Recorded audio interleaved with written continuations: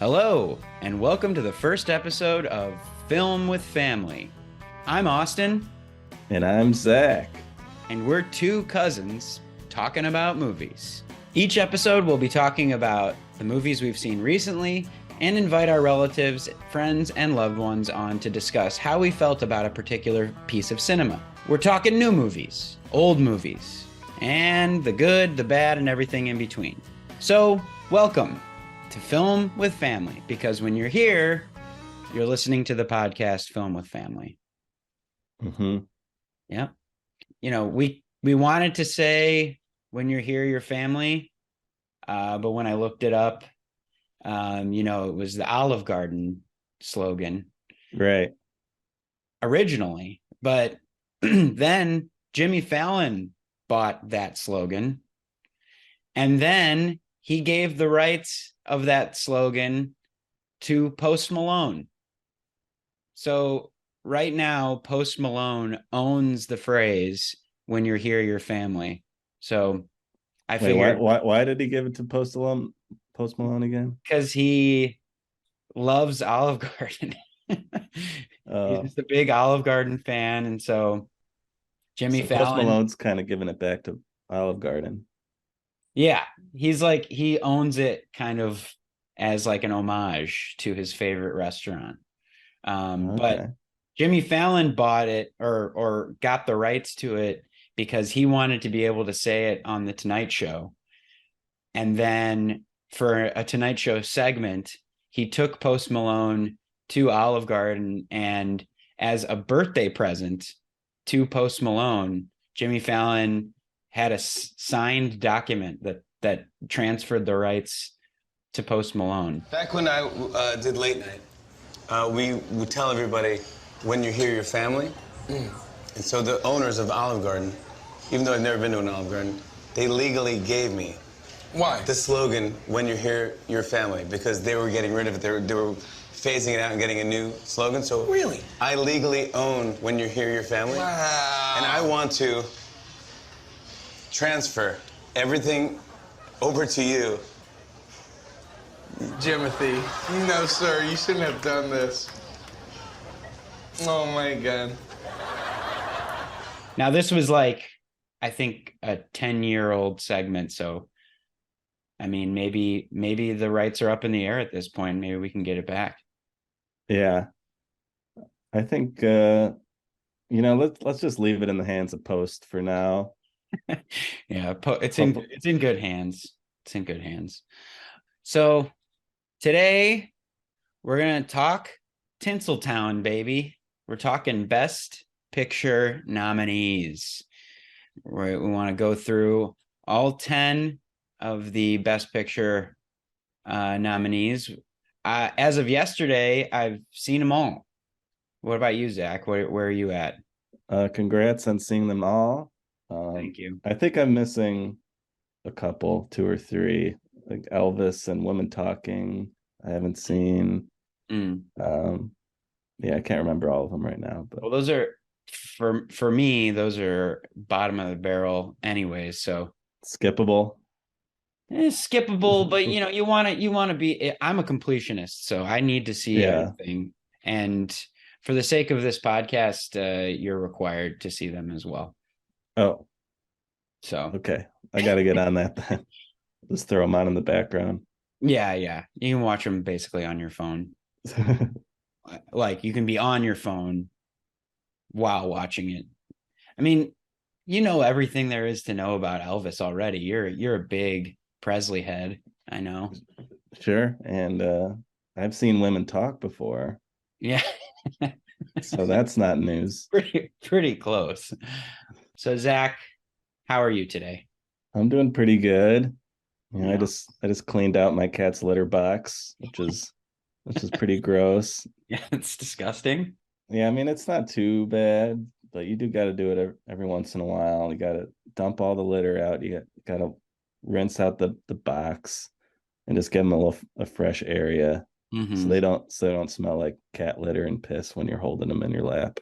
Do Uh, you get like cat litter all over your house and stuff? Like it's like they're on their feet and then it's tracking all over your house. Like, I don't know how you deal with.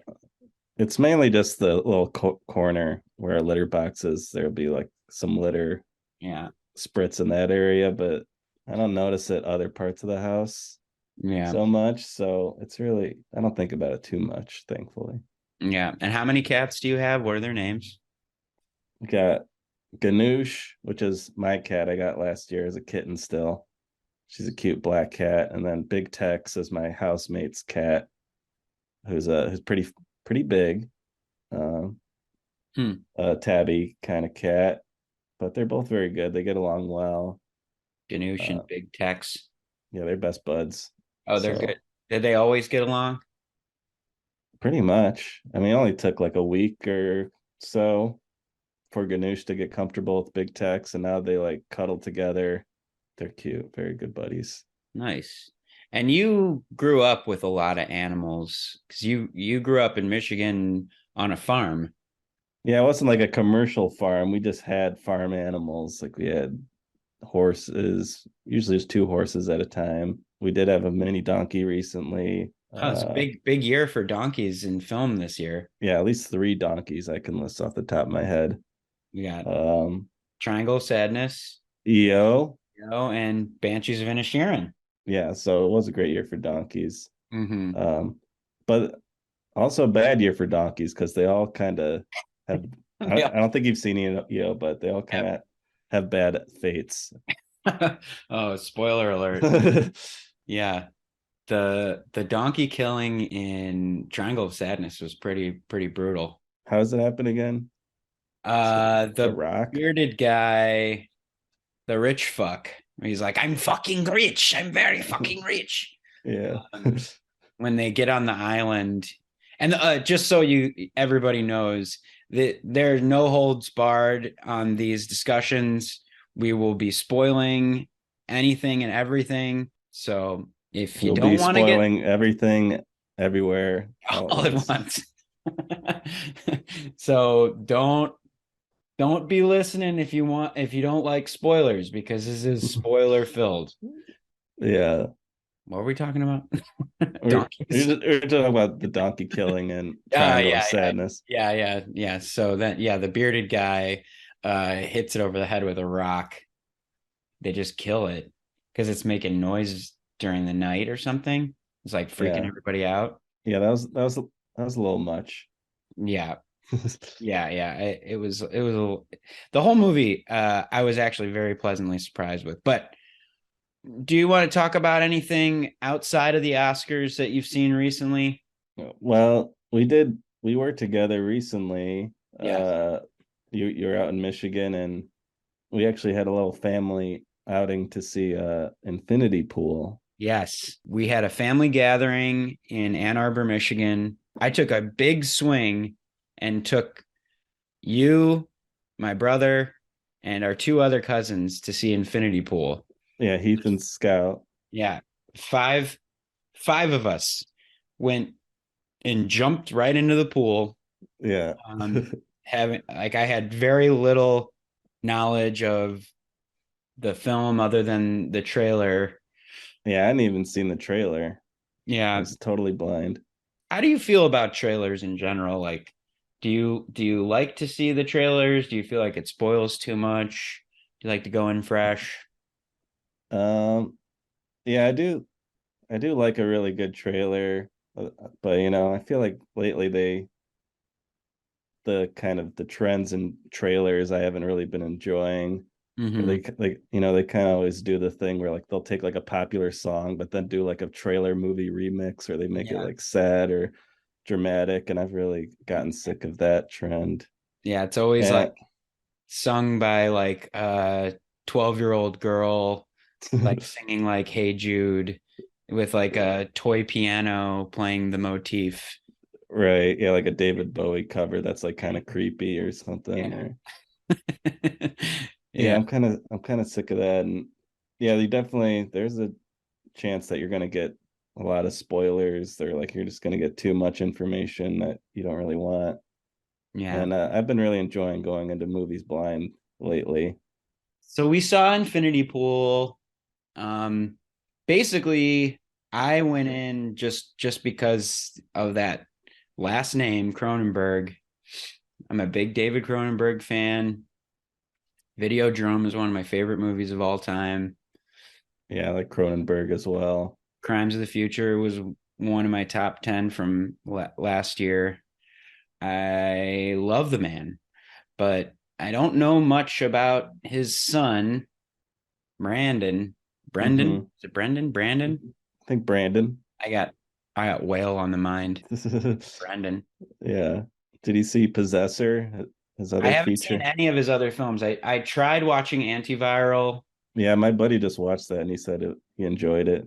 He recommended it, so I'm gonna have to check that one out. Yeah, yeah. I think I watched like 30 minutes of it. And just remember not really loving it. But I had higher hopes for Infinity Pool just because of the cast. You got Mia Goth, you got Sarsgaard. Really, Um, really just those two. it's really just those two. But I mean, but that's pretty big names right now. Mia Goth is tearing it up. She's the queen of horror right now. Yes, yeah, Skarsgård's got a good run Hmm. too.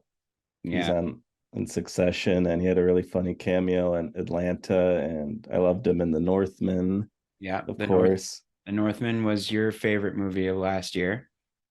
Is true. Yeah. I, I'm a big Northman head. Big Dave Eggers. Is it Dave Eggers or Robert Eggers? I forget. Yeah, Robert Eggers. Yeah, I always think of Dave Eggers. He's the McSweeney's guy. Yeah, But yeah, Robert Eggers of Witch and Lighthouse fame. yeah. Um, He's 3 for 3 for me. I love. He's doing great. yeah, yeah. I saw Northman in Hawaii with my dad, and we both loved it. Um, yeah, Hmm. we even made a little short film where my dad was very inspired by Bjork's look and put on a wig with long hair and cowrie shells over his eyes and stuff. And um, Yeah. maybe we could bring my dad on to talk about Northman. Yeah, that'd be cool. Or Yeah, yeah, I'd love to talk about any movie with your dad. He's always fun. Glenn, my dad, Glenn. Living Yeah. in Hawaii, odd duck, that man. He's an actor as well. I actually, He's been in a movie or two. my dad was in this movie called The Lucky Ones with Tim Robbins and Michael Pena. My dad said that he was amazed by Tim Robbins' acting skills. Hmm. Big fan. Yeah, And he's pretty great. He's a name I always forget Tim Robbins' name for whatever reason. Like I could never recall Tim Robbins' name. huh, But he's good. he's good. I Yeah, like him in a lot of stuff. Hudsucker Proxy, and that's it. That's the only movie. The Lucky That's the only Ones. good movies in. Anyways, yeah, so we went to the State Theater in Ann Arbor to see Infinity Pool. It was five of us, all part of the same family, and mixed reviews. We were Yeah, I think I didn't I like was it. I was the most positive, I think, of our whole group about it. Yeah. I thought the mouth guard, SARS guard, mouth guard, bald cap cloning scene was very funny. I Yeah. I almost burst out laughing. Um, Yeah. it's just a ridiculous look. Yeah, and his eyes are like bugging out. And did you see the SNL bit recently with Sarah Squirm where she did the mouth guard thing as well this past Saturday? I saw like a screenshot of it. Yeah. Yeah. And she's a big Cronenberg head, so I think she probably saw that and thought it was funny too. Which it is. It's very funny. I don't know Yeah. how you can possibly take that seriously. Yeah, I Brent, do think that there is like some I think it is kind of being a funny movie or like I don't think it's unintentionally funny. I think there are a lot of intentionally kind of humorous moments in Yeah. the movie, and maybe that was one of them. I don't know. Yeah. He wasn't Yeah. afraid of being goofy at parts, which I liked. Yeah. Sarsgaard was really channeling some of his Northman moves with the screaming and drooling and Being like a dog. being like a dog. Yeah, but I mean, like the whole cloning scene, I felt very reminiscent of like Face Off with like the like 3D imaging of the human body and like just like no real understanding of how this Mhm. technology works. It's just like they go into some goo with a mouth guard and a bald cap, and all of a sudden they're cloned. Uh, Yeah. yeah. Like one of my good friends said, basically the theme of the movie was, wouldn't it be weird if you pissed on yourself? And yeah, definitely some memorable moments. The Jamesy. Yeah, yeah. What are you doing in there, James? Huh? Where do you think you're going, you little baby? Yeah, I thought Mia Goth was really funny throughout the whole movie, and just a very fun performance that really I was really hyped on that. Yeah, yeah, I'll definitely be saying Jamesy all year, probably. Anytime I Yeah. need a James. But yeah, I mean, I think Infinity Pool is a pretty good segue into trying. We already talked a little bit about Triangle of Sadness, but we might as well just start there because Infinity Pool is another entrant into this whole trend of rich people are pigs movies that have come Mhm. out in the last year. You got The Menu, Infinity Pool, Triangle of Triangle of Sadness. Sadness, the new Knives Out, Glass Onion. Yeah, yeah. Yeah, I think those Um, are the big ones.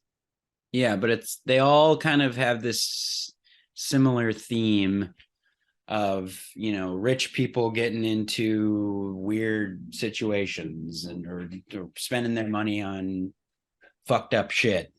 Yeah, just over abusing their privileges. Yeah, which I guess is just maybe a response of the wealth inequality that we've experienced in the last few years since the pandemic. People are just kind of trying to, I don't know, process their feelings on all that. But I don't Yeah, and know. also yeah, there's also the thing of like, well, you shouldn't be punching down, but if you want to make like a comedy or something like that, like it's good better to be punching up. So you Yeah, gotta be punching up at the rich people and the elites. So, yeah, yeah. I usually enjoy these I've like pretty much liked all those. I haven't seen The Menu, but yeah, and also like White Lotus, which also picks at Of course, yeah. rich people and yeah, their attitudes and stuff. Yeah, I've seen a lot of comparisons between Infinity Pool and White Lotus because it all kind of takes place in a foreign Yeah, country, and yeah, on vacation, yeah, kind of exploiting the locals. Yeah, Infinity Pool's kind of interesting because it's like a made up country, right? It's not, yeah, it's like a made up culture, which I yeah. kind of liked. Like Wes Anderson does that stuff too. Like in Grand Budapest, that was like a made up country and Hmm. world, and I think it's fun when directors do that. Yeah, it's kind of interesting, but it also is like, I guess the whole thing with the country that Brandon Cronenberg came up with is that like people put little marks under their right eye or whatever. It's like this is the country where people do that, and it's like, okay, Yeah. uh, that's all you need, I guess. Yeah, and they have really creepy but awesome masks. Right? Yeah, the masks are really really carry that film. Yeah, that felt like the most Cronenbergy thing is like these cool masks. And Hmm. yeah, if you like see like press release trailers, they kind of put the masks forward. Yeah, But yeah, I wouldn't mind getting one of those masks myself. They're pretty dang cool. yeah, they are pretty cool. I think it'd be a good Halloween costume. I kind of want to go as Sarsgaard going into the cloning with the mouth guard and the bald cap. I think that'd be a great look. Be an uncomfortable night if Yeah. you're keep the mouth guard in all just night. completely naked with a bald cap and a mouth guard in. Yeah. Drinking your beer through a straw. And the beer is just pink goo. And then afterwards, we could take turns stabbing you in the stomach. Yeah. Got a little cutout for your stomach. Yeah. Just bring a little boy that stabs you in the stomach. Yeah. It's a good bit. Yeah. So Triangle of Sadness. Yeah, take your family. Yeah. I thought it was the best of those.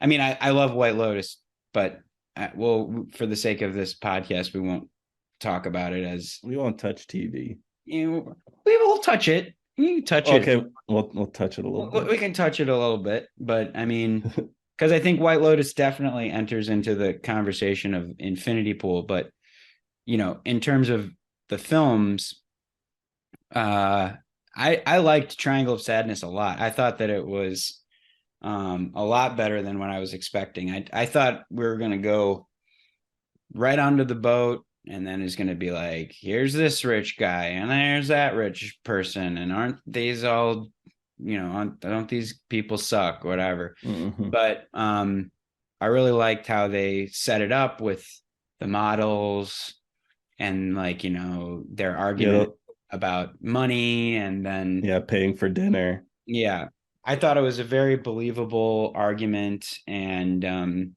I just liked how they set that up, and then we make it onto the boat, and I don't know, I just thought it was really good characters. I like the manure salesman and the rich bald bearded guy, and Woody Harrelson was really funny too. Like they really they make you wait for him to come out. Like there's a while where they're just like knocking on his door and you're just like kind of hearing him and not seeing him.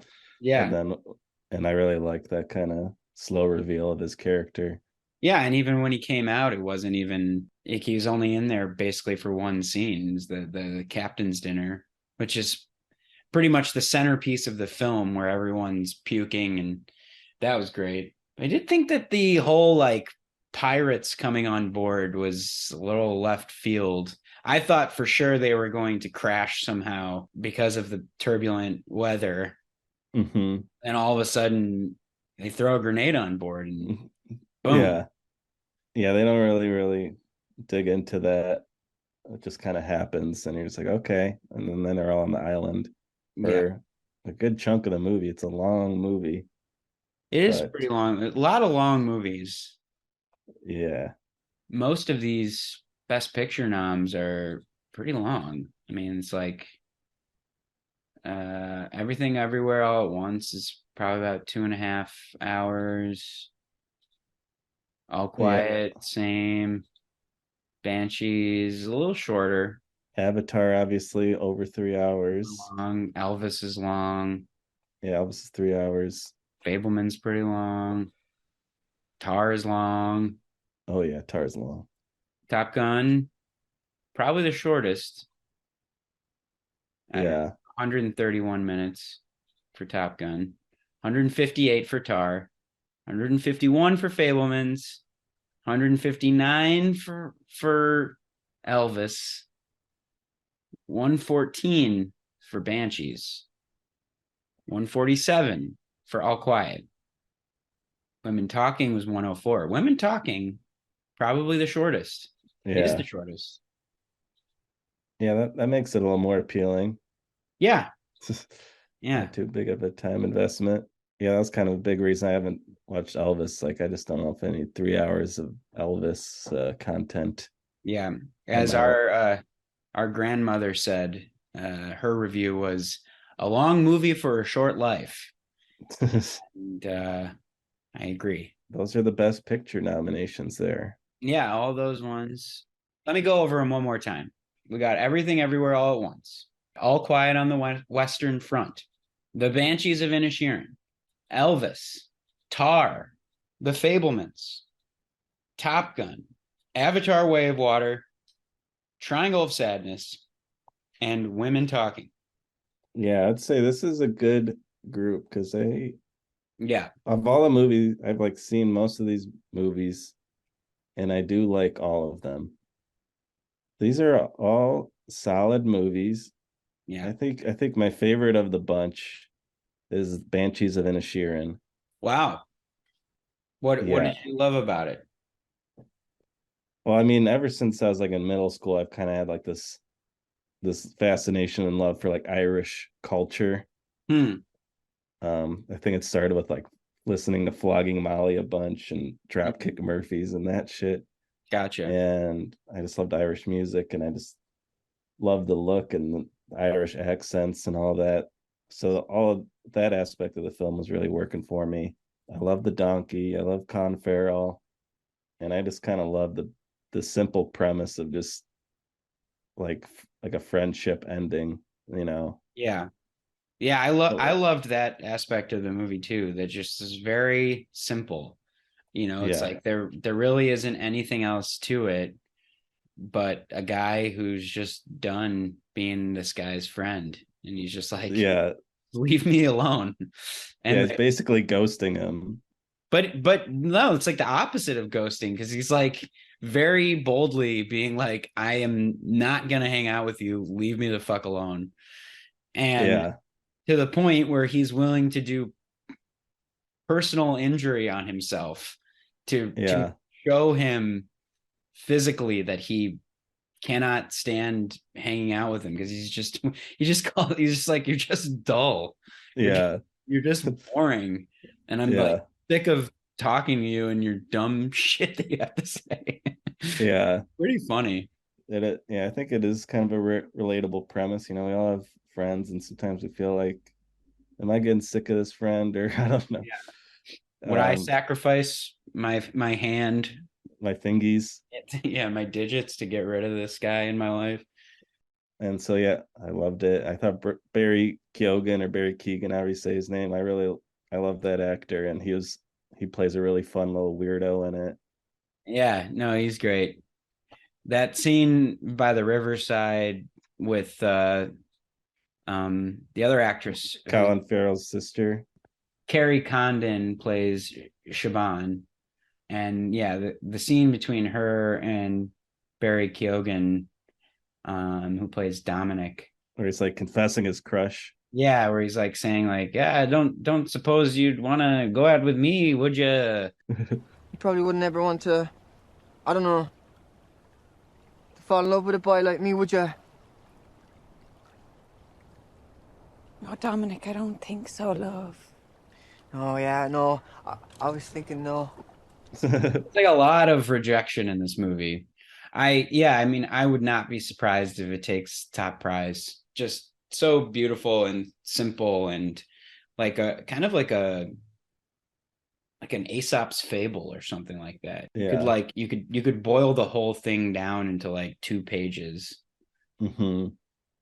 Yeah, definitely like the whole like kind of thing of like, I'm gonna take off my fingers one by one. That felt like, yeah, Mhm. kind of like some old fable kind Yeah. of logic. Yeah, and like like the way he throws it against the door. Yeah, I Poor watched this donkey. movie. He eats he chokes on the finger and then Yeah, that's like must think they're like little chunks of carrot. yeah. Yeah, I actually saw this movie with my mom. It was just me and my mom, and she was excited because she loves Colin Farrell and she loves donkeys. Oh wow. And I could tell she was vibing with the movie like up until the point where the donkey dies, and then she was like, "Fuck this movie," Yeah. because Yeah, it's pretty harsh. yeah. And I was like kind of feeling that too. I was like, "Oh man, why'd they have to kill the donkey? I'm here with my mom." Yeah. You know how much my mom loves donkeys. Why are you doing this to me, McDonough? Yeah, exactly. But I was able to forgive the movie for that and see how it helped and elevated the, ups the stakes Yeah. when that happens. So I see why he did it, and I forgive him for that. I don't My mom hasn't forgiven him for that. I don't think she like thinks the movie sucks because of it, but I could tell she was enjoying it before that point. Yeah. Yeah, I'd say Banshees, yeah, is my favorite of this crop of movies. What is your favorite? Well, I mean, I agree with you. There are a lot of really good movies in here. But if I had to pick one as my favorite, I would probably say Everything Everywhere All at Once, just because I had such a powerful viewing experience with that movie. Saw it with my brother, and we went to like an early screening back in April of last year. I really didn't know much about it. On Drew's insistence, we went, and I was just I just couldn't believe it. Like, it was just such an assault of the senses, and so emotional and well written, and had all this multiverse stuff, which usually I don't really buy, like in the MCU. But I thought this movie did it really well and very creatively, and, had intentional nods to the Matrix. And yeah, I mean, I don't know. I just thought it was a really well told story. I thought, and I rewatched it recently as well, and I thought it holds up on the small screen as well. Yeah, but I walked away from that movie just being like, I don't think, and this was back in April of last year. I just immediately was like, I don't think anything can top that. I mean, obviously as the year went on, I was impressed by a bunch of other stuff, but this movie in particular, I just thought that it held a lot of different qualities that a lot of films don't. And I was right, because it's got 11 nominations. Yeah. Leads the pack with the most nominations. So I think that we'll definitely see a few wins from them. I don't know if it'll take the main prize. I don't think it'll take Best Picture. You don't think it will? I don't think it will. I think that It's too weird. I just think that you've got so many other films in this pack that seem more like the Academy's cup of tea. Like, I could see Women Talking winning, even though I liked the least of all of them. I could see The Fabelmans winning, because you got Spielberg, classic. Yeah. Yeah, I don't know. I mean, I think The Fabelmans is going to win, just because I feel like it's the most Oscar-y film. Yeah. But I don't know. I mean, the last couple of years have been pretty weird with, you got Parasite and Nomadland and Coda, which came out of nowhere. Yeah, I will say I do like Everything Everywhere All at Once. I don't love it. Mm-hmm. When I saw it the first time, I actually fell asleep during the middle of it. I had like a couple margaritas Yeah. beforehand, got dinner, and like got a bit drunk, and I think I was like kind of so overwhelmed to like knock me out or something. Like it was like, this is like too much to process. I'm kind of trashed right now. I can't handle this. I just fell asleep. So I missed like a chunk in the middle, but I kind of like woke up and made it back for the ending.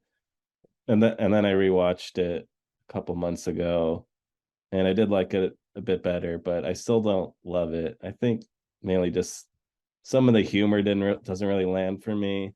Mm-hmm. For whatever reason, I really don't like Jamie Lee Curtis in the movie.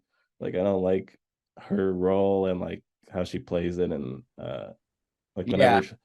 whenever there's a scene with like her like being goofy, and like it just Mm-hmm. like kind of takes me out. I'm like, this is not working for me. Yeah, I love Jamie Lee Curtis, but I do feel like, yeah, she's taken some big swings, like in her roles, like in the new Halloween movies, and in this movie she really plays up her roles, and she's like really giving you those eyes and like giving you a lot of face. Yeah. But yeah, I mean, I don't know. I thought it holds a lot. It's like, it's got action, it's got drama, it's got this incredible special effects, and the costumes are incredible, and the sound design and the music was really great too. Like, I don't know, I just thought it across the board just has a lot of things going for it. Yeah. Yeah, I'd agree. There's definitely a lot to like. And yeah, I did love Ki Kwan, Mm-hmm. and Yeah, people seem to think he's a lock for winning Best Supporting Actor, which I would be okay with. Yeah, I think he was my favorite part of the movie as well. Yeah, yeah, and Michelle Yeoh, people are saying she might get Best Actress as well. But Both of I think that belongs to Miss Blanchett yes. for a So little Lydia Tarr. let's move to and so this is the thing. It's like I like Everything Everywhere All at Once. I think it is a great film, but I think in my heart, in my tart, I want Tar to win. Wow. There's just something about this movie that's fucking hypnotizing. I don't know what it is about Tar. It's a Yeah. mass tar piece. It's 5 tars. It's right on target. I I don't know what it is. Well, I mean, we should say you and I saw this movie together, Yeah, at the State Theater. front row, got all up in Tar's face. Yeah, it was like a packed screening. We were front row, and I remember at the beginning, like, should we leave? Like, this is kind of uncomfortable. Yeah, But I'm like, it's like, no, we got to stick this out. yeah, yeah. Just walked up there and I was like, 2 tickets to Tar, please. Yeah, I mean, the movie is hypnotic in a weird way. Like I love how slow it is and how it just really eases you into her perspective and keeps you there. It just locks you into the mind of Lydia Tarr. And I don't know, it's just there's something about this movie that just really I couldn't stop thinking about it. Yeah. Kate Blanchett does so great. Long takes. The long takes. The one obviously that everybody talks about is the one where she kind of ridicules the student. All right, everyone. Using Max's criteria, let's consider Max's thing. In this case, Anna Thorvaldsdottir. Now, can we agree on 2 pieces of observation? 1, that Anna was born in Iceland, and 2, that she is, in a Waldorf teacher kind of way, a super hot young woman. Show of hands. All right, now let's turn our gaze back to the piano bench up there and see if we can square how any of those things possibly relate to the person we see seated before us.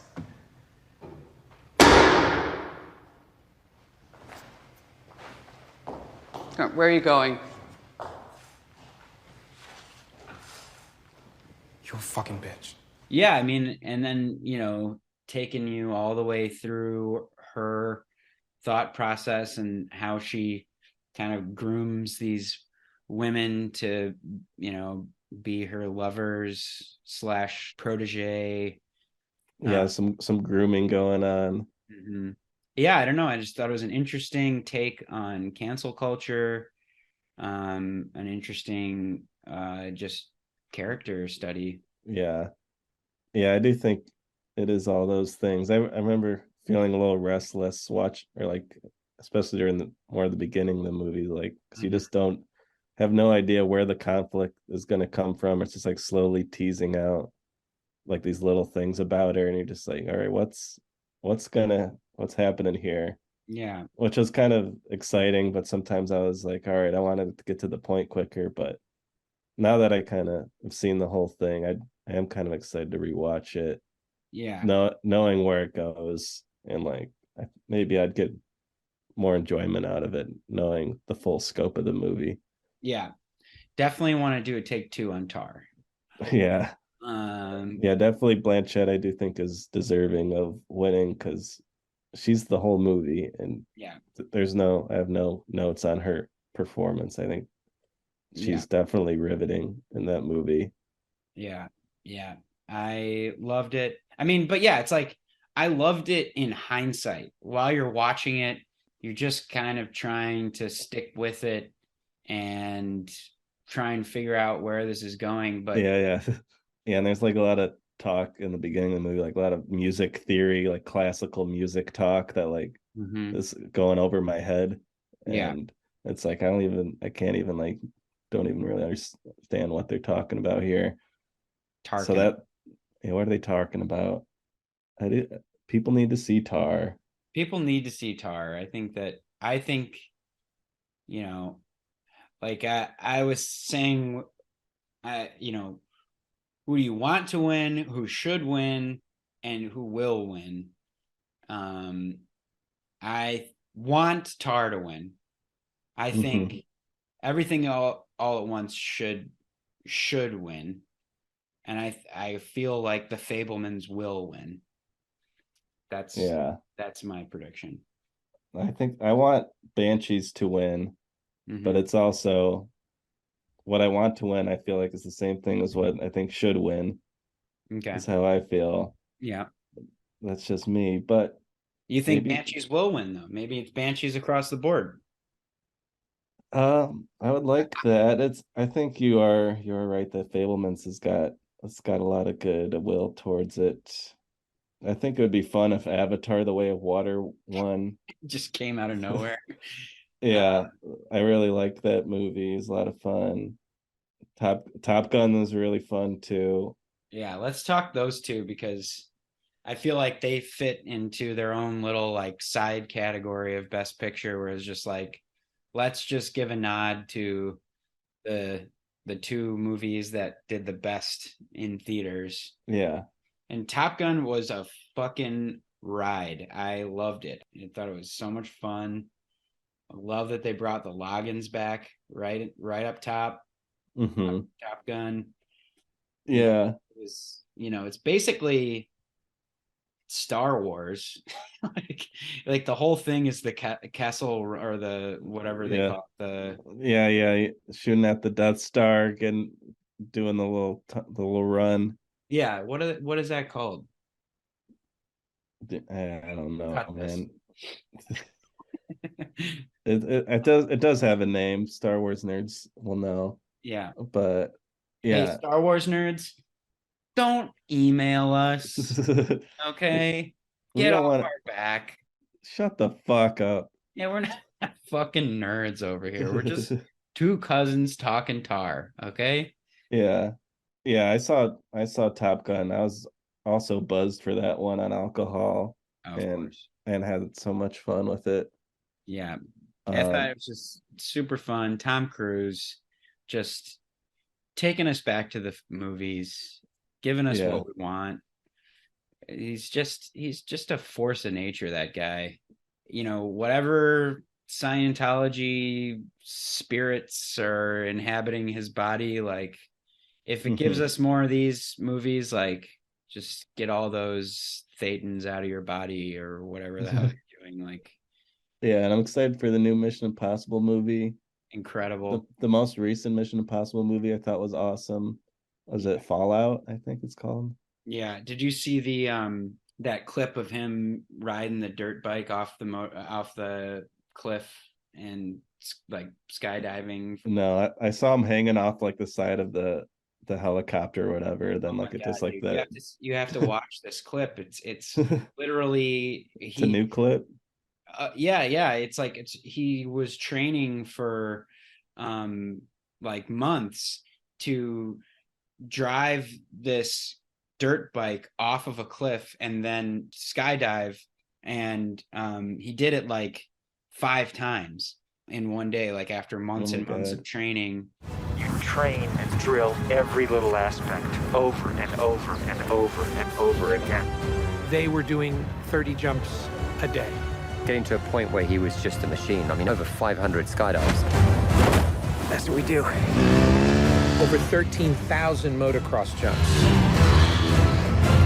Oh, it's gonna be fun. Oh, it's great. You just gotta see this clip. It's unbelievable. Like the lengths that he goes to get like what will be probably a minute long shot in and it's all to get people back into the movies.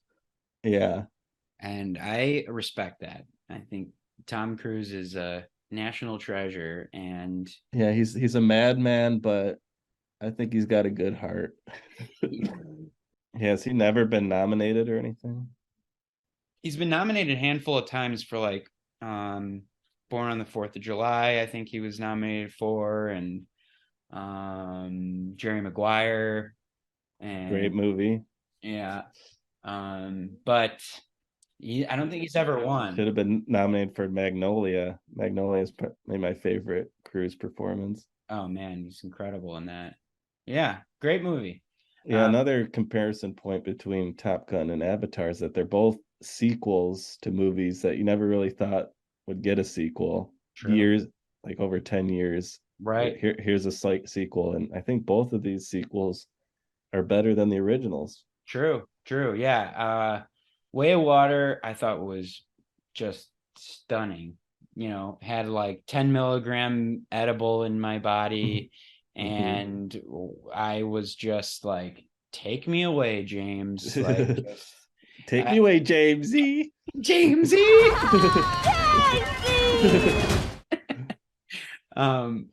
I didn't really love the first Avatar.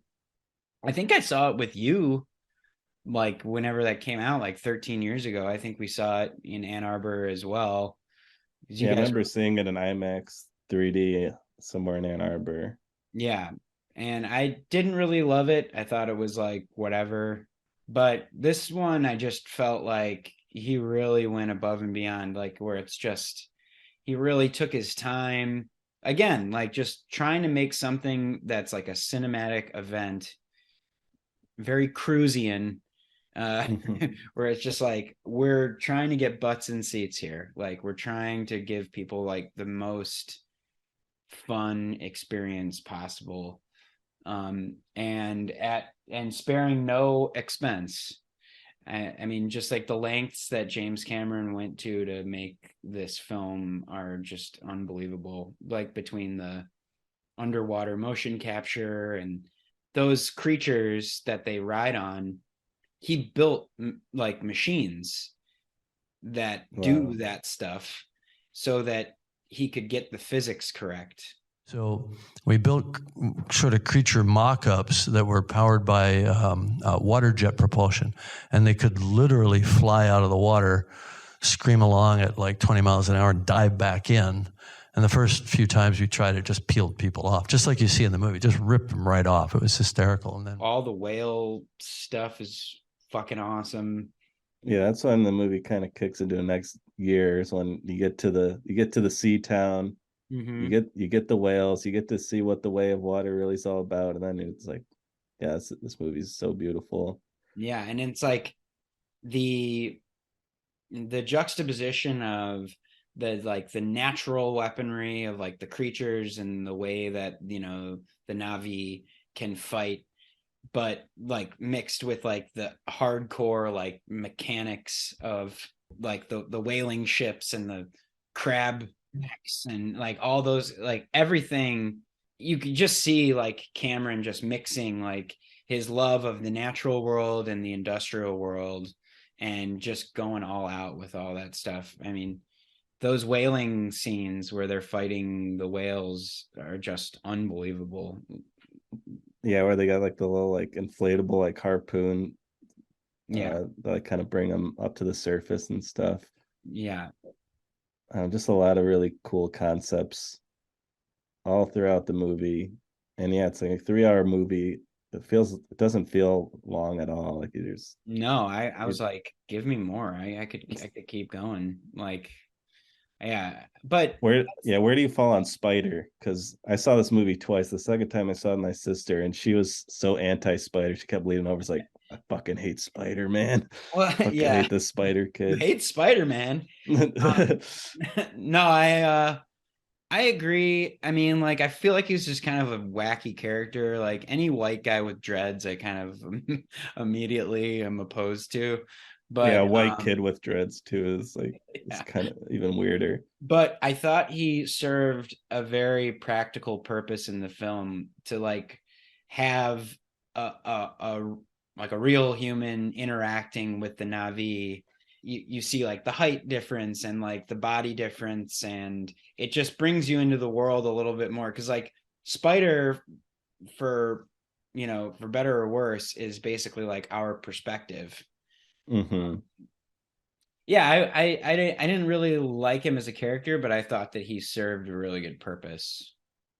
Yeah, I understand the narrative function of him, but yeah, I don't know if they cast the right kid, or there's something just like kind of annoying whenever you see him on screen. But Yeah. uh, but I do like that the main character Jake Sully and Natiri, they like talk about him as a nuisance. Like Yeah. he's not a part of the family, okay, Yeah. but he's around. Yeah. Like He's we kind can't of really the get rid of him. he's And I kind of like the that they Jar Jar Binks of Avatar. yeah. Yeah, so I like that even the characters in the movie kind of find him a little annoying, which made me feel like, okay, we're not supposed to think this is the coolest kid ever. He's kind of No. dumb. No, yeah, he's kind of a little shit, that spider. But yeah, overall, Top Gun and Avatar, I mean, like, were definitely the most fun. I mean, like, I had a lot of fun seeing Everything Everywhere All at Once, but I think, like, just as a pure just good time at the movies, like Top Gun and Avatar were just a blast. Yeah, there's also All Quiet on the Western Front. Yes. Another I one I thought was incredible, but I wish I would have seen it in the theater. Like, I think it's such a yeah. disservice to the film going public to not have this movie as a wide release. Yeah, did it even get a theatrical release at all? It's just kind of just got dumped on Netflix. Yeah, I've seen it like playing at like Alamo Draft Houses, like maybe one day, here or there. But it didn't get the wide release I think it should have, at least not in the US. Maybe in Germany or something it did. But yeah, I mean, just a what a fucking assault this movie was. Like, just so Yeah. many like brutal fight scenes. I sort of compare it, I feel like it's got the energy of 1917, but with like the emotional depth of like a movie like Come and See, that's like just the horrors of war are so apparent and like uncensored. Just people getting flamethrowered to death Yeah. and like Getting like buried alive. and trawls to the fucking neck, and dude Yeah. just like with like 8 layers of mud just like caked on his face for like the entire film. Yeah, I mean, it's just brutal as hell. Yeah, I really get a sense of how futile the war was, and like there's like a little thing at the end where it's like they like only advanced like Yeah. barely like anything at all over the course of like what 3 or 4 years, and Yeah. like so many people died, and it's like, damn, this is one of the dumbest wars that have ever. They just are getting slaughtered over and over, and just Yeah. What I learned from the Peter Jackson movie, They Shall Not Grow Old, which I think is another great World War I film, is that all of these soldiers, they were like under 18 years old. Like, some of them were like 13, 14 years old. And so you just think that, the entirety of World War I was fought by children, just adds that second layer of just horror to it. Yeah. I thought it was awesome. And I love the synthesizer like soundtrack in it, that wah wah wah. Yeah. You're just like, Yeah. whoa, like we're in for some shit. Yeah, that was a really powerful musical motif that just is throughout the whole movie. Yeah. Whenever that happened, I was like, yeah. Like, oh, here we go. Yeah, and like that shot of the tanks coming over the horizon. Yeah. And just being like, oh fuck. And like just being like also like amazed by this machine that's coming towards them. Like, they are almost in disbelief of what they're seeing. Yeah, I mean, like we've all seen tanks before, but this movie almost makes it feel like seeing a tank for the first time. It's like, whoa. Yeah, it's like after you've been basically just like using like bayonets and like shovels to kill people. Yeah. And then like all of a sudden you see these giant rolling like monsters coming right towards you. Or just like how like people just fucking explode in this movie. Like that scene in the bunker when they're trying to come out of the bunker, and then it's just like the first guy who leaves just like just incinerated. Yeah. Terrifying. Yeah, I think it's maybe my vote to win best cinematography. There's pretty much every shot in the movie is incredible. Yeah. And like there's a lot of really beautiful, like just like natural landscape shots like in between the war bits that look amazing too. Yeah. Yeah, a lot of technical aspects of this movie are just like kind of top notch. Yeah. Not Top Gun, It's not Top Gun. but it is top notch. Elvis, I really don't have much to say about Elvis. Like, it's like Do you like Butler? Butler's fine. Like, I think he's a good Elvis. I think he really inhabited the character, even to this day. Like, he's still obviously like has that voice, but nobody's really sure if he's like putting on airs or like can't get out of the character or whatever. But like everything's like, oh, I want to thank my mama and blah. Like he's just like very like Elvis-y. And yeah, like it's part of his campaign. I do want to address something. There's people out there who say that ever since I played Elvis, my voice has changed. That it got deeper, more Elvis-y. I mean, Baz Luhrmann, you know, he's great. I do like his style, but I don't know. I wasn't really into this. I thought it was too long. And I thought Tom Hanks was kind of silly. Like, yeah, I've heard Tom Hanks is pretty bad in it.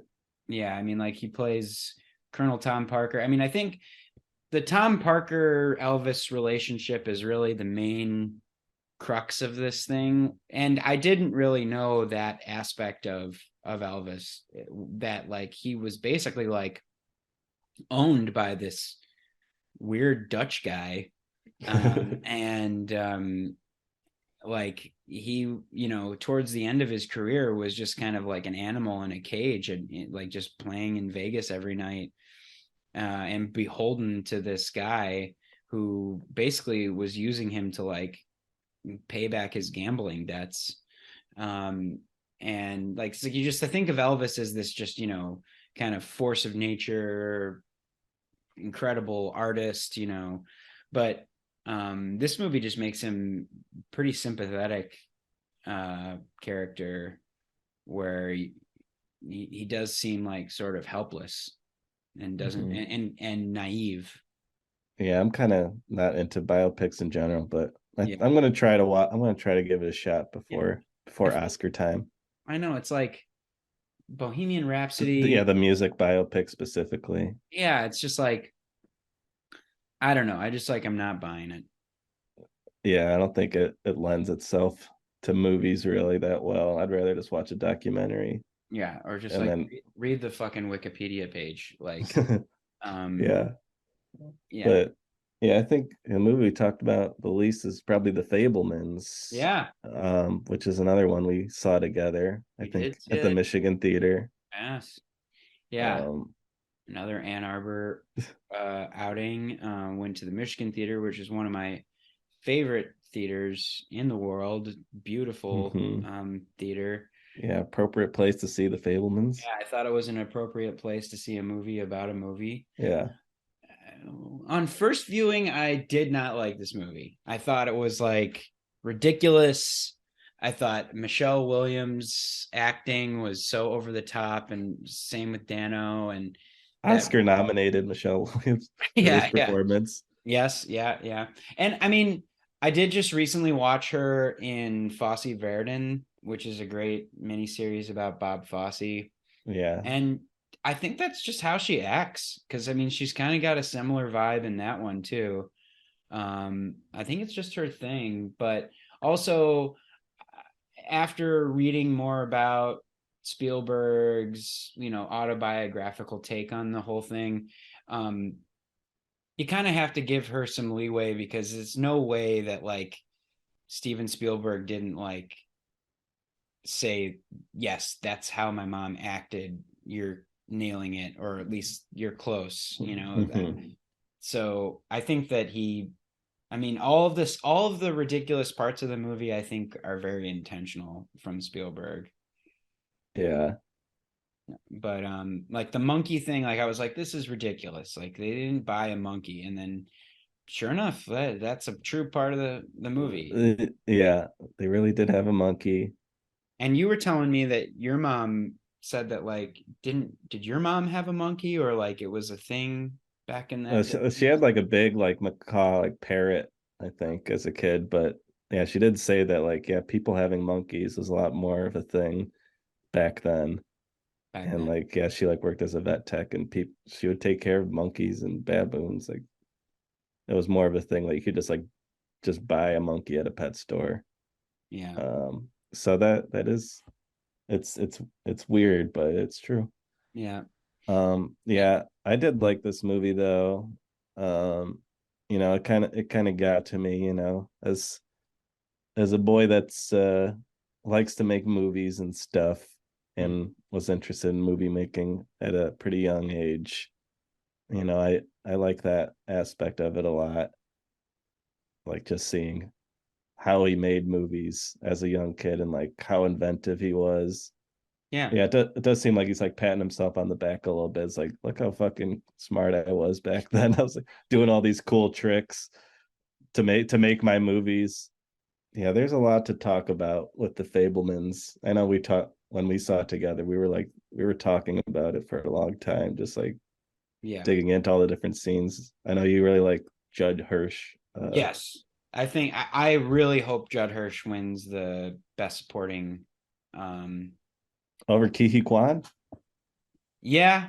Yeah, I think that Judd Hirsch, I mean, is just a really that's just such a powerful scene. And I mean, as much as Hiki Kwan, deserves some accolades, so does Judd Hirsch. Judd Hirsch's been Yeah. around since, the 60s, and he's an incredible theatrical actor. And, he was in Taxi and all this stuff. And I think that he's a really amazing actor. And I think this is like the role he was born to play.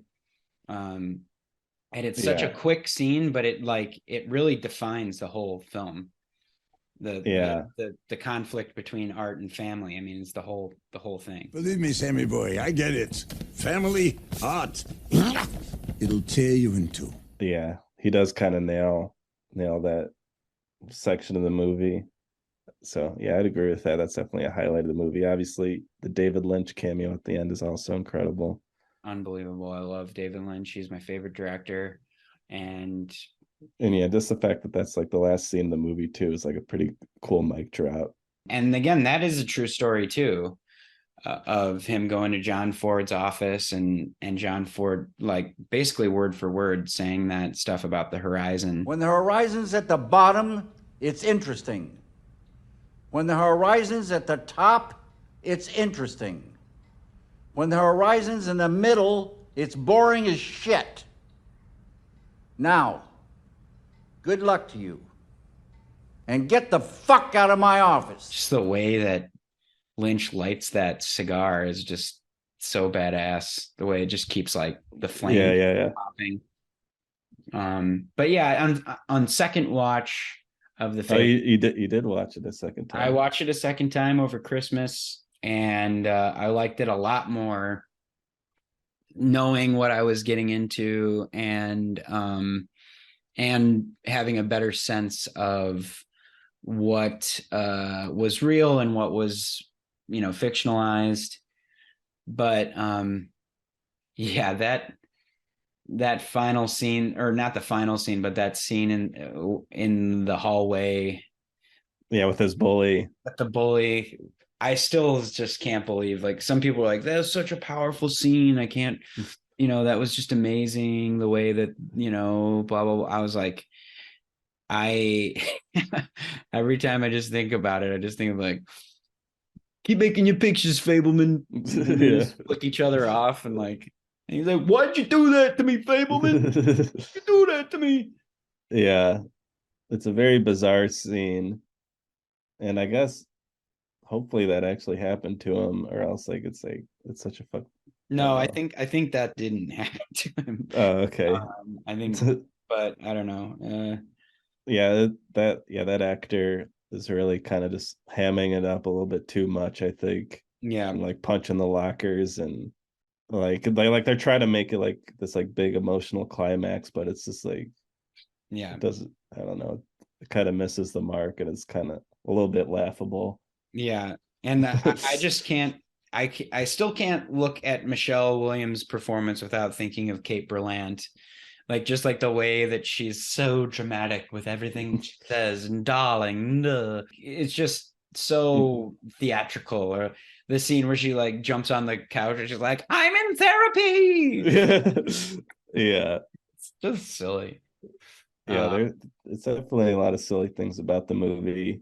And Dano, like how he like in the very beginning when he like kneels over and he's like explaining like persistence of vision, and like it's just like, I get it, your dad was a scientist, your mom's an artist, like, okay, I get it. Like, Yeah, that's like the very beginning of the movie too. yeah. I mean, I think it does a good job of establishing their characters pretty quick. Like you kind of like, we get what they're going from pretty quickly. And I did like that his dad is supportive, but like also not supportive. Like he could, I feel like there's a lot of movies where it's like he just like is very anti filmmaking the whole time, and like you should get a real job, but he is kind of supportive in like weird ways, and like he does get him editing equipment. Yeah. I don't know. I think there's a lot of, it's a very specific and nuanced kind of portrait of his life. Yeah. Which I liked. It doesn't feel like it's going into obvious or like conventions we've seen before. It's like, this is like, I don't know. It's more nuanced than that, which I liked. Yeah, super personal, and also in a weird way it feels like voyeuristic, like we shouldn't be seeing this stuff, like this, like when he discovers, that his mom is basically cheating on his father, and the way Yeah, like emotional cheating or something like that. and the way that he like brings her back into the closet for her to like see what he sees on film, which again is a true story, is pretty powerful, very emotional, very personal.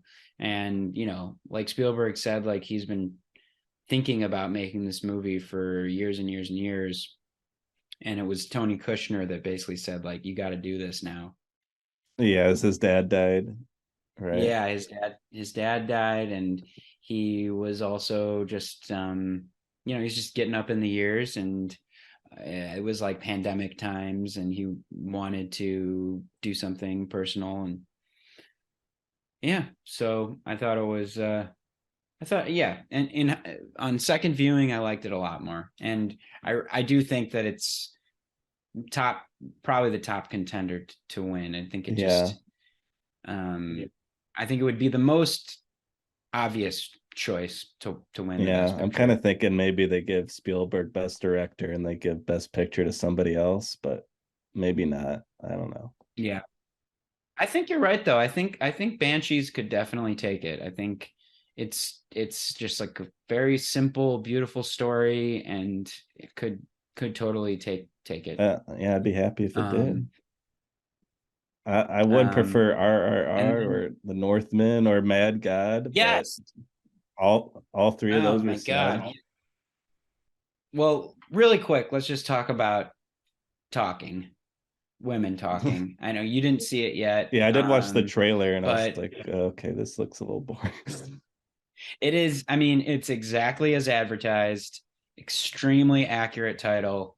It is women talking. It is like literally 80% of the movie is a group of very religious women in 2010. It like seems like it's a movie that takes place like in the 1800s, but it actually takes place in 2010.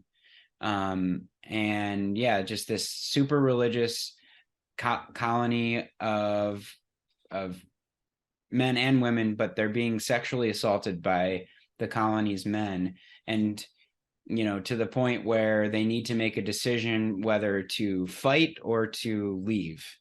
And so the whole movie is basically them discussing whether they should leave the colony or they should fight back.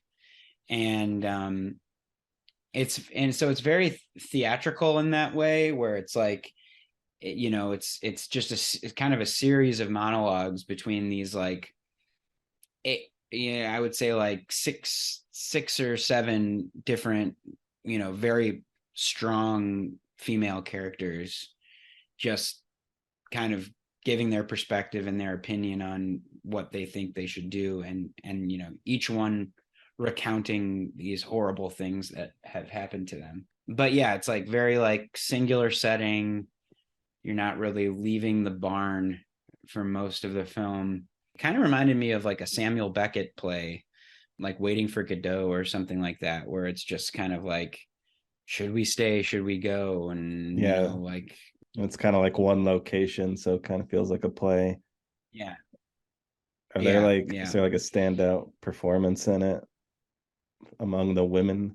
I mean, I think everybody does a really great job, but you know, it's just like funny. It's just like Frances McDormand like plays a very kind of a small role, but she's like so her, you know, it's just like she's just like that stone face, and her actual name in the movie is Scarface. Oh wow. Yeah, Frances McDormand's been doing like she's just like been kind of playing herself, it seems, lately in movies. Like watching like her early, like I've like been going through all the old Coen brothers movies, and like she could be such a fun, expressive actress, but like now she's just like I'm like this dead serious, stone-faced woman. Yeah. Claire Foy, I think, is the standout actress in it. Like she's kind of the fiery woman who wants to like just kill everybody, and like she's like super pissed about everything. And then the one male actor in it, Ben Whishaw, he I like him. Yeah, I don't know what else he's done. I don't know him from anything He's else. like he's played like Q in like the more recent James Bond movies. He also voices Paddington. I'm a big Paddington fan. He voices the bear himself. Oh, really? Okay. Yeah. Yeah, I thought that he did a really good job. He plays kind of like the ally, like the male ally, who's just kind of like taking the minutes of their discussion. Yeah, overall, my least favorite of the bunch, probably. Yeah.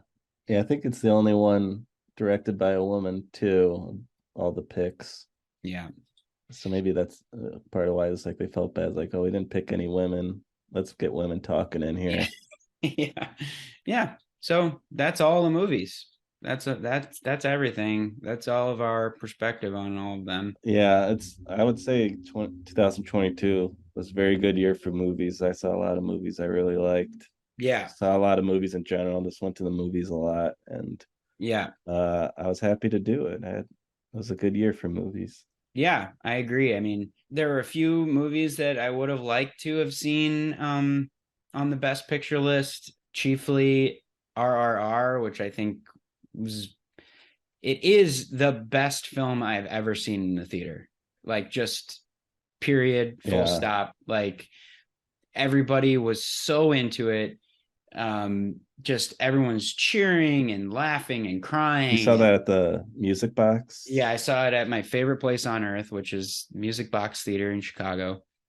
I go there weekly, if not twice a week. And yeah, RRR, we saw it with the director was there, Rajamouli. He was there discussing the ins and outs of making the film, which is obviously just a masterpiece and just an unbelievable work of action and drama and it's just got everything. Yeah. Also another 3-hour movie, but yeah, I saw that twice. Unfortunately, I didn't get to see it in a theater, which sounds amazing. Which you should. Yeah. You should. I mean, yeah. I don't know how. I mean, hopefully it'll come. I mean, I think there have been a few opportunities. But yeah, this was just like one special occasion in Chicago. I don't think there have been any others. But yeah, I know they like did like a screening at the Chinese Theater and like all that stuff. But if you can, do not pass up an opportunity to see this movie in the theater because it's just remarkable. Yeah, it's some of the most insane action you'll ever see, and great songs. It's like hilarious. It's hilarious. It's very funny. And it's about friendship. It's just about two buds. Yeah. Oh my god. It's like you can't say anything bad about RRR. No, you really can't. And I mean, just the fact that they didn't even get a nod for international picture, it's just criminal. Yeah. Just absolutely criminal. And that it didn't win in the Golden Globes, like, it's just a shame. But it was nice to see it. It is nominated for best song, I think. Yeah, not to. For not to.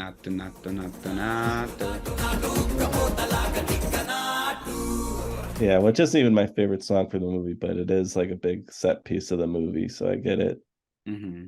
But yeah, I heard like India like didn't put it up for nomination or something, or like there's, I don't know, there's some weird reason why it wasn't even nominated for best international feature. Yeah, but yeah, Northman, I don't know if it would have got best picture, but I think it did deserve some kind of a nod. I mean, it is great. Yeah, like costumes or cinematography, editing, the score is really fucking good. Yeah. Like it should have got some technical nods at least. Yeah. I think, and I thought Mad God should have been an animated best animated feature. Definitely. I don't know if there's some reason why it wasn't qualified for it, but I really love that movie. White Noise was actually one of my favorites of last year. I also saw it at the Music Box. And then Nope, I thought could have at least gotten something, maybe best screenplay or something like that. Yeah, Nope was in my top 10. I think they could have switched out Women Talking for Babylon, because Babylon was a really good movie. Damien Chazelle obviously has already gotten the nod for La La Land, and that was a whole fucking thing. So maybe they're like, we're not bringing him back. He's a troublemaker. But yeah, I just watched Babylon the other day, and wow, what a picture. Yeah. I think that like one of the main themes of the 2022 pictures are like just grand spectacle. Like they're just big movies. Mm-hmm. RRR, Everything All at Once, White Noise, Northman, Babylon, Top Gun, Avatar, Nope, Quiet on the Western Front. These are all like huge movies, long, very spectacular films. Movies that deserve to be seen in the theater. Absolutely. Yeah, I'm surprised The Woman King didn't get any, kind of got snubbed for the Oscars. I thought Viola Davis would get something. You didn't see that one, did you? I didn't. I saw it with my mom, and it's got great action in it. It's just like a good, straightforward kind of movie. I don't know. It feels like something like the Oscars would really like, but I don't know, I guess enough people saw it or something. But I was pleasantly surprised with it. I didn't think I was going to really vibe with it, but I had a great time watching it. Yeah. Well, that's it, I think, for the first episode of Film with Family with Austin and Zach, or Zach and Austin. I don't know. A to Z. A to Z. Ah, true. Yeah. Film A to Z. Maybe we change the title to that. That's good. I like Film with Family. And so with that, subscribe. So yeah, like and subscribe. Make sure to give us a good review. Give us only 5-star reviews. Yeah. Both Zach and I are on Letterboxd. If you'd like to see what we're watching in real time. Yeah, my username's just it's just Zachary's Weifler. Yeah. Just my straight up name there. ZWEIFLER. Yes. And my full name is Austin Pruitt. Is that your Letterboxd handle? No, it's not. My Letterboxd handle is Sleepy Cinema. because I either stay awake or I fall asleep. That's my rating system is, did I stay awake or did I fall asleep? Yeah. So yeah, I hope you enjoyed it. Peace out. And remember, when you're here, your family. Copyright Post Malone. You're listening to Film with Family. We'll see you at the movie!